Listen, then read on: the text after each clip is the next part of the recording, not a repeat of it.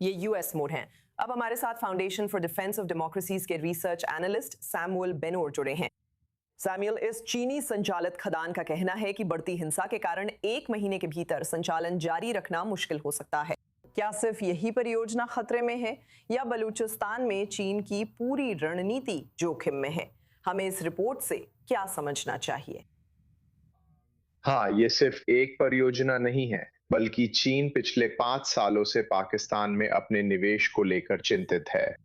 इस साल की शुरुआत में भी तहरीके तालिबान या पाकिस्तानी तालिबान ने पाकिस्तान में दासू हाइड्रो पावर प्लांट जा रहे चीनी मजदूरों पर हमला किया था। चाइना ने चिंता जताई कि Pakistan belt and road initiative परियोजनाओं पर काम करने वाले चीनी मजदूरों की सुरक्षा नहीं कर रहा। इसी वजह से उन्होंने आर्थिक संबंध और निवेश कम किया, जो चीन के लिए खराब है क्योंकि पाकिस्तान एशिया में उनका मुख्य बेल्ट एंड रोड प्रोजेक्ट है।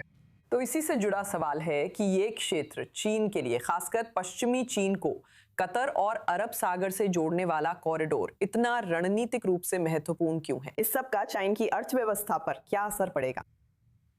चाइना की अर्थव्यवस्था पर इसका ज्यादा असर नहीं होता, निश्चित रूप से ये खदान नहीं। हालांकि इससे पाकिस्तान के तांबे के निर्यात का अधिकांश हिस्सा आता है और उसका लगभग सारा निर्यात चीन जाता है। पर वे इस परियोजना को लेकर चिंतित नहीं हैं क्योंकि चीन के पास पर्याप्त संसाधन हैं। यह संयंत्र हर साल करीब 15,000 टन तांबा बनाता है। असल चिंता ये है कि वे इसी क्षेत्र में सालाना 4 लाख टन तांबा पैदा करने वाली नई खदान शुरू करने की योजना बना रहे थे, जो वाकई काफी बड़ा उत्पादन होता।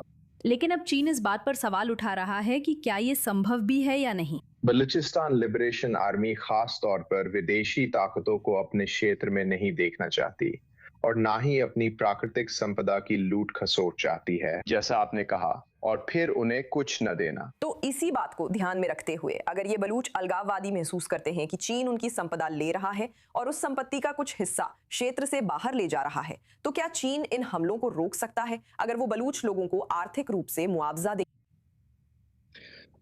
मैं बलूच को पारंपरिक स्वतंत्रता सेनानी नहीं कहना चाहता, क्योंकि अमेरिका ने उन्हें विदेशी आतंकी संगठन घोषित किया है।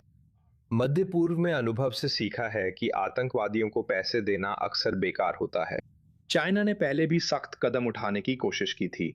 वे इन मार्गों की सुरक्षा के लिए पाकिस्तान में चीनी सुरक्षा बल तैनात करना चाहते थे, लेकिन इस्लामाबाद ने मना कर दिया और नतीजतन आप जानते हैं, यही उन कारणों में से एक था जिसकी वजह से चीन ने कहा, आप लोग इसे गंभीरता से नहीं ले रहे हैं, आप हमारे नागरिकों की सुरक्षा नहीं कर रहे हैं।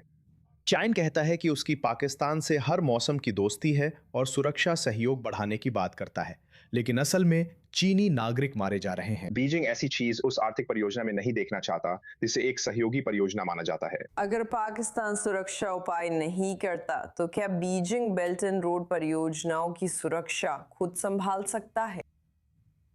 पाकिस्तान में शायद नहीं, पहले भी कोशिश की थी लेकिन पाकिस्तान ने मना कर दिया। वे दाव बढ़ा सकते हैं, वे निश्चित रूप से ऐसा कर सकते हैं। आप जानते हैं, पाकिस्तान अपनी निर्यात अर्थव्यवस्था के लिए चीन पर काफी हद तक निर्भर करता है और पाकिस्तान की आय का बड़ा हिस्सा चीन को बेचने पर आधारित है। मुझे लगता है कि इस प्लांट में उनके पास जो तांबा था उसमें से 98% बीजिंग गया था। तो ये ऐसी चीज है जिसकी पाकिस्तान को परवाह हो सकती है और चीन के पास यहाँ कुछ दबाव बनाने की क्षमता भी है। लेकिन आखिरकार ये पाकिस्तान का ही फैसला है और ये उनके लिए बहुत बुरा होगा, खासकर जब भारत के साथ उनके टकराव, आप जानते हैं, जम्मू और कश्मीर के आसपास लगातार तनावपूर्ण बने हुए हैं। इससे उनकी छवि वाकई बहुत खराब होती है। अगर वे अपनी ही सीमा या अपने ही क्षेत्र की सुरक्षा नहीं कर सकते और उन्हें चीनी पक्ष को बुलाना पड़े और मूल रूप से अपनी ही जमीन की रक्षा करवानी पड़े।